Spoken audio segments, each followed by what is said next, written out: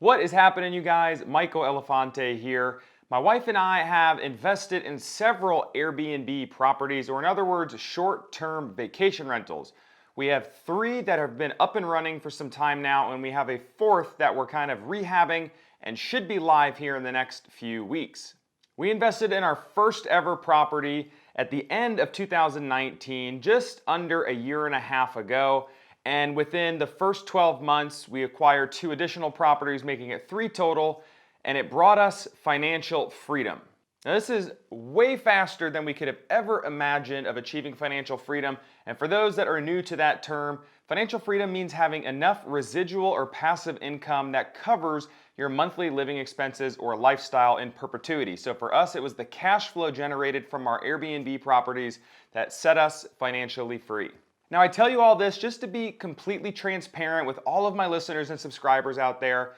I don't think sharing this type of information or knowledge should be taboo, and I'm very open about personal finance, and certainly when it comes to investing our hard-earned money on these Airbnb properties. And I think all of you guys watching can achieve similar results. I truly believe that. So today we're going to review how you guys can make your first $1,000 per month in cash flow on Airbnb, and this is going to be 3 different strategies. So if you have a bit of money that you're ready to invest, or if you have a little bit of money, or if you have no money at all and you're just like, look, Mike, I want to get started in the Airbnb game. I want to start cash flowing.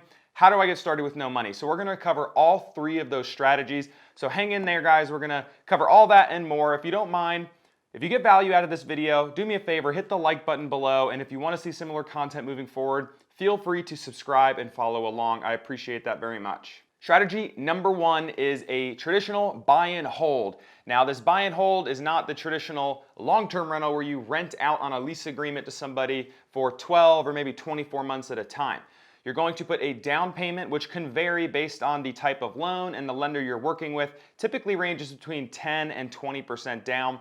You're also going to have to bear or burden some closing costs. And then if it's not a turnkey property, meaning it's furnished and then ready to go as soon as you buy the property as a rental, you're going to have to spend some money furnishing it as well. And then once you stand that property up, you're going to list it on Airbnb, put some great photos on there, list a nice description, and start taking bookings. So once you have that property secured, as I mentioned before, you're going to put a down payment, meaning you have to take a loan out from a bank or some type of lending institution. Now with that loan, you're going to pay a monthly mortgage, which accounts for principal, interest, property taxes, mortgage insurance if you put less than 20% down, and homeowner's insurance as well. Now, since it's an Airbnb property, you as the homeowner are going to be responsible for some operating expenses as well. Now, what do I mean by operating expenses? That means costs that you incur to operate the property every single month. Some of the more common ones that you guys are going to hear of are utility bills, so water, gas, electricity, Wi-Fi, TV services, any other services that you require to operate the property efficiently. So instead of a traditional long-term rental where you're renting out on a monthly rent or lease agreement, you guys are going to be renting out on Airbnb as a short-term vacation rental. So you're going to basically operate as a micro hotel where you decide how much you want to charge per night. It could be more during the weekends and on holidays and less during the week or less popular tourist times of year. So let's just break down a brief example to show you how you guys can make $1,000 per month in the form of cash flow with this strategy. Let's assume it's a $300,000 house and you put 15% down. Now, we're not going to focus so much on the costs out of pocket. On other videos, I break down investment details. Today, we're going to be focused on what it would cost per month in mortgage and operating expenses and how much we would need to bring in rents on Airbnb to make $1,000 per month. So if you did 15% down on a $300,000 house, let's assume you have a 4% interest rate. Now, assuming a ballpark figure for property taxes, homeowner's insurance, and private mortgage insurance, the monthly mortgage is likely to be right around $1,567. Now don't forget, we have operating expenses as well. So for this size of a property, let's just assume the operating expenses on average are going to be $600 per month. So we're going to add those 2 numbers together to get our total expenses for the month. So how much do we need to charge per night? And how many nights per month we need to be booked in order to clear at least $1,000 per month in the form of cash flow in your pocket? Let's say you do your research and you assume you're going to be booked right around 20 nights per month. And for this property, you're going to have an average nightly rate or an average daily rate of $160. So to get your projected revenue for the month, what you do is you multiply 20 nights by $160 per night, which gets you $3,200 per month in revenue. So in order to get our cash flow, we're going to take that $3,200 of revenue, subtract all of our monthly expenses, and we're left over with $1,033 per month of cash flow in your pocket. Now we need to hit on a couple other key benefits of this strategy, which is investing your money as a buy and hold investment. There's a little thing called leverage. So when you take a loan out from the bank or some lending institution, you are leveraging their money to acquire the house. Since you only put 15% down on that house, although you may only own 15% of it, because you leverage that money, you now control $300,000 worth of that asset. So if that house appreciates, let's say 10% in the first 2 years, that house is going to go from $300,000 to $330,000. Now, although you only own 15% of the house, you get to reap 100% of that appreciation value. So that's a very, very powerful thing to think about as you guys acquire real estate and you let your investments compound and grow over time. Now, the last benefit to owning buy and hold properties or rental properties is part of our expense each month is a mortgage. Now, a big key factor in that mortgage is the principal being paid down on the loan. So each month you have a little bit paid in principal and the majority going toward interest. But every single month over the course of, let's say, a 30-year term or loan, you're going to pay a little bit more in principal every month and a little bit less in interest. Now, the principal portion you get to keep in the form of equity gain in that property. So by buying and holding, you're not only reaping the benefits of your monthly cash flow, which is exceeding you $1,000 per month, you're also getting the equity gain through principal pay down on the loan, and any equity gain through appreciation over the course of the long term. So I know some of you guys are thinking, I don't have 15% down to put on a $300,000 house, and that's okay. Not all houses or rental properties are going to be 300. Some are going to be way less and some could be way more. But maybe you're just not in a financial position to put money down, pay for closing costs, and pay for furniture and all that good stuff. So that leads us to strategy number 2, which is called rental arbitrage. Rental arbitrage is an amazing strategy, and it's essentially subleasing apartments, condos, or houses that you approach the property owner or the property management company and you say, hey, my intention is to rent it from you and I'm going to furnish it and then I'm going to rent it on Airbnb. Now you may be asking yourself, why would they let you do it and why wouldn't they just do that themselves? Honestly, there's a ton of investors out there who just want the traditional rental property investment strategy and that's what works for them. So why would they let you do it? Well, you can convince them by saying, hey, not only am I going to pay rent every single time and in full every single month, if this goes well for me, I'm going to hold on to this property for the long term. Because most traditional long-term investors or rental property investors are factoring in vacancy. And with vacancy, they're factoring in the property being empty and they're not collecting rent for 1 or 2 months per year while they try and refill it with a new lease agreement. So by having less vacancy, they're going to be making more money and it's going to pad their margins and their cash on cash return. So it can really be a win-win situation. And then lastly, you're going to have someone professionally clean the property every single time in between each guest. So you're not really going to have as much wear and tear on the property itself because when people are renting a place, they're really living there. Most of the times with Airbnbs, people are renting a place to plop their head on a pillow and enjoy the surrounding city or the surrounding area. So you're going to help burden some of that maintenance and certainly keep the property tidy and clean. So like I said, it can be a win-win situation. It may take some convincing and it can be a grind reaching out to different property managers, but don't give up because a lot of people make thousands and thousands of dollars per month without owning a single property. Now, I said this is kind of the in-between strategy. You have a little bit of money, not enough to buy a house, but you still have a little bit to spend. So with the rental arbitrage, typically you're going to have to rent the place, sign a lease agreement, and then spend the money to furnish it.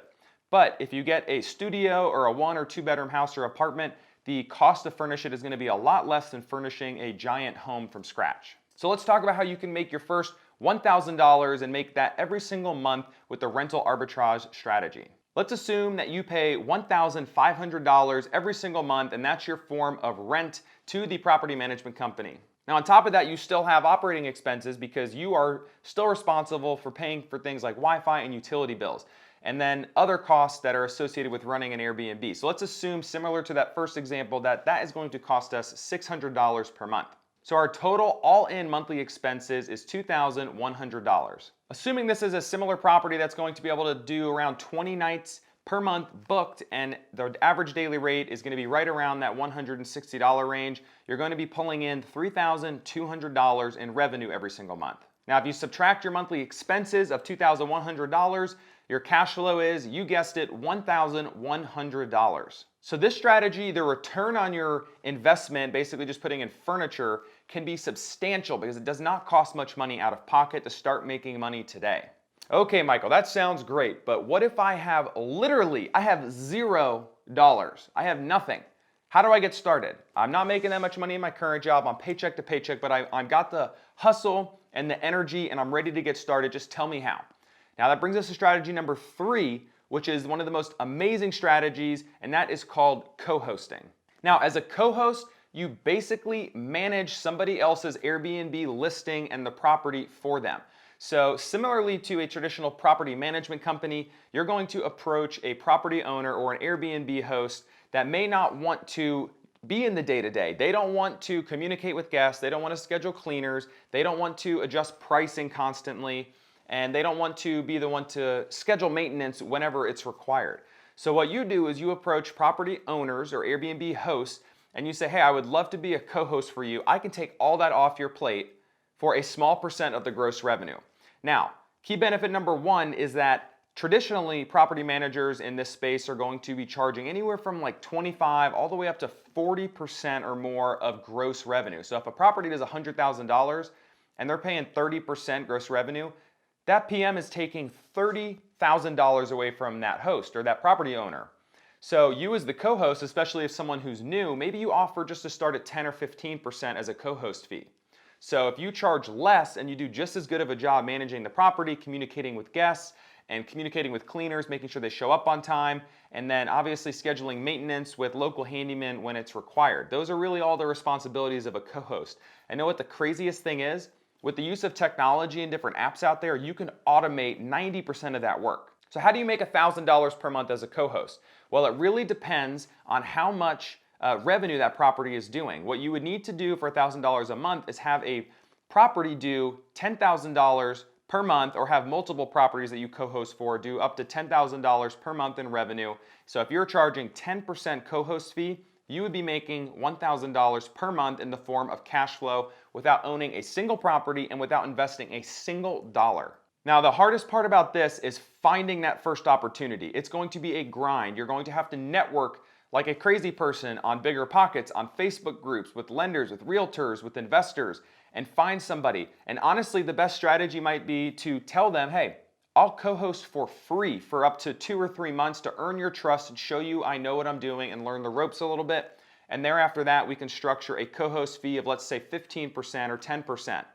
And if you do a good job, a lot of investors will either have more properties to give you because they want to be completely hands-off, or they're going to introduce you to other investors out there. You can even talk with your cleaners. They're going to obviously clean other properties that other Airbnb hosts manage, so you can network through them. You can network through realtors that you meet. There's tons of different ways to do it. It is going to be a grind, but again, the biggest benefit to this strategy is it literally takes no money out of your own pocket, and you could start cash flowing big money today. Now, some of you may be thinking, if I do a 10% co-host fee, it may take many properties for me to get to that $1,000 per month. And it really depends on the property. Some properties that we have grossed over $20,000 some months. So it can be extremely lucrative as a co-host if you find the right properties. Now, you don't have to have a massive property. You could also have a couple smaller properties. It really just depends on who's willing to bring you on board as a co-host for you to get started. But the important thing here is if you start cash flowing $1,000 a month, what could that do for you guys? Could that pay for your student loans? Could that pay for your car? Could that pay for your mortgage or rent every single month? Or could you save an extra $1,000 per month to save up for a rental arbitrage strategy, or even one step further and saving up for a down payment on an investment property? So those are the 3 strategies that you guys can do today, regardless of what situation you're in. You have money to spend and invest in a house, put the down payment, closing costs, furnish, all that stuff, or you have a little bit, but you only have enough money to furnish a property, or if you have no money at all and you can co-host and start cash flowing today. And look, Rome wasn't built in a day, but I will also tell you that this can happen a lot faster than you may think, And the compound effect is so true, or the snowball effect. Once you get that first opportunity, the next one's going to be here faster, and the one after that even faster than the one before. And I told you guys we invested in our first ever Airbnb property at the end of 2019. Within 12 months, we reached financial freedom. 12 months later, we cash flowed over $14,000 with just 3 properties. And I'm not here to tell you that to brag, but I'm telling you it is realistic, because if you told me that we were going to cash flow that much money back in December of 2019, just 12 months later, I would have told you you were crazy. I had the original goal of becoming financially free in 5 to 10 years. So if it can happen for us, it can happen for you guys too. You just have to spend some time, learn the basics, and then implement those strategies, and then just every single day know what your goals are and stay on it.